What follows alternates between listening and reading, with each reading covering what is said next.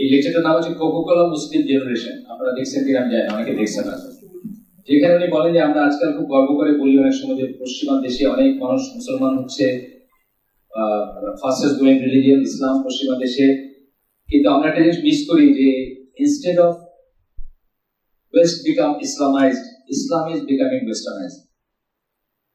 ওয়েস্টকে Islamize করার চেয়ে ইসলাম westernise হয়ে যাচ্ছে। এটাকে উনি তুলনা করছেন কাউন্সিল অফ নাইসিয়া। অ্যাকচুয়ালি অনেকে নাইকিয়া বলে, কিন্তু কারিকুচার হচ্ছে নাইসিয়া।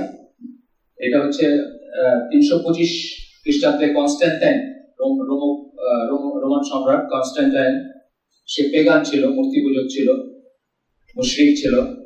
সে খ্রিস্টান হলো এবং খ্রিস্টানদের একটা সভা করলো, কাউন্সিল যেটাকে বলে। ওখানে কতগুলা পাস হলো, ক্রিড, নাইসিয়ান ক্রিড বলে, মানে আকিদার পয়েন্ট আসলো খ্রিস্টানিটিতে, যেখানে ট্রিনিটি আসলো, 3 in 1 এর ইটা আসলো। আব্দুর রহিম গ্রিন বলতেছেন যে instead of Christianity Constantine becoming Christianized, Christianity become paganized, মানে খ্রিস্টানিটি পেগান হয়ে গেল, মূর্তি পূজার ধর্ম হয়ে গেল। কনস্ট্যান্টাইনকে খ্রিস্টান বানানোর যতটুকু সার্থকতা, তার চেয়ে বেশি ক্ষতি হলো যে খ্রিস্টানিটি একটা মুশরিকের ধর্ম হয়ে গেল, একশ্বরবাদী আর থাকলো না। যাই হোক,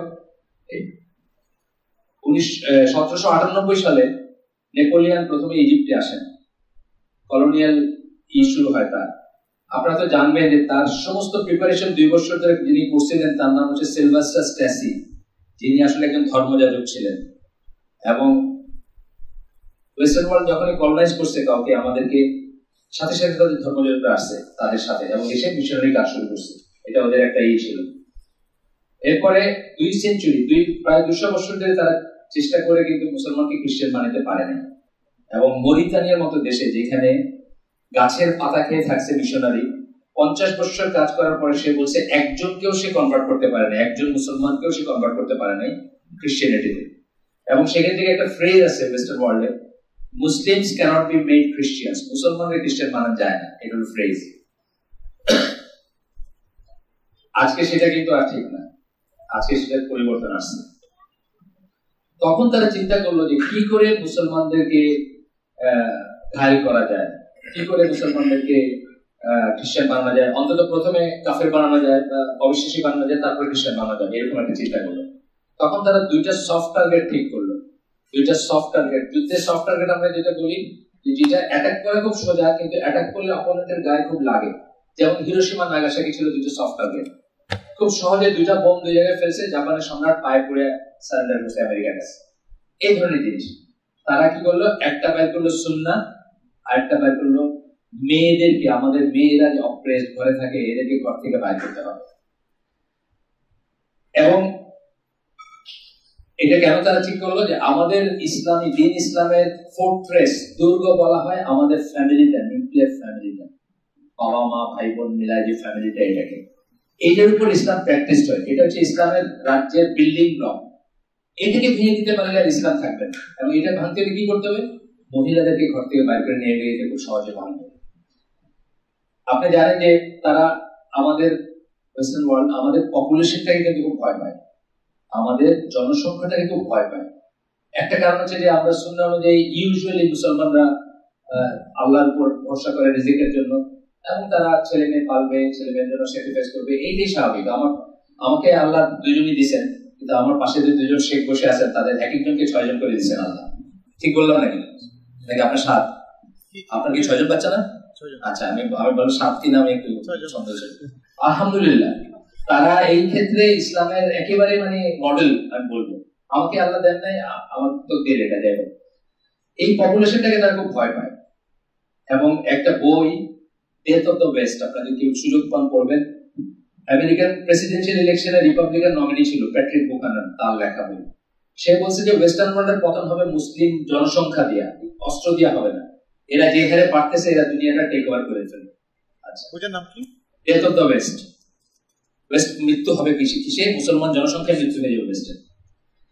সেই জন্য তারা আমাদেরকে জন্ম নিয়ন্ত্রণ থেকে শুরু করে যেভাবে আমাদের জনসংখ্যাকে ধ্বংস করা যায়, কমানো যায়, সেটার পিছনে তাদের সময় ব্যয় করতেছে।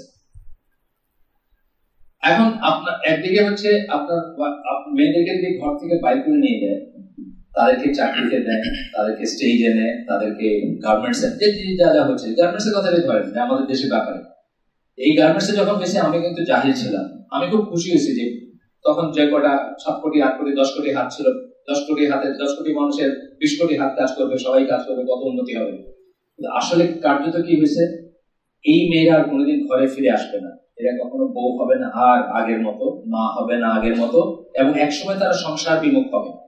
তাহলে তারা যেতে করছে আমাদেরকে এইভাবে ঘর থেকে বের করে নিয়ে আমাদের মেয়েদেরকে, তাদেরকে আমাদের জনসংখ্যাটাকে ধ্বংস করার জন্য, শেষ করে দেওয়ার জন্য আরেকটাই করছে যে ঘর থেকে বাইরে একসময় কিন্তু সংসার বিমুখ, ঘর বিমুখ, বিবাহ বিমুখ, এবং এই করে কি হবে, গোটা ইউরোপে আজকে যা হচ্ছে, গোটা ইউরোপে আপনি জানেন তো সমস্ত দেশগুলো কিন্তু মানে এক্সটিংক্ট হয়ে যাবে, সমস্ত রেসগুলা, জাতিগুলা, কারণ পপুলেশন, নেগেটিভ পপুলেশন। এই জন্য আমরাও সেই পথ ধরবো, এই জন্য তারা এইটা আরেকটাই করছে যে আমাদেরকে ঘর থেকে বের হওয়ার পিছনে।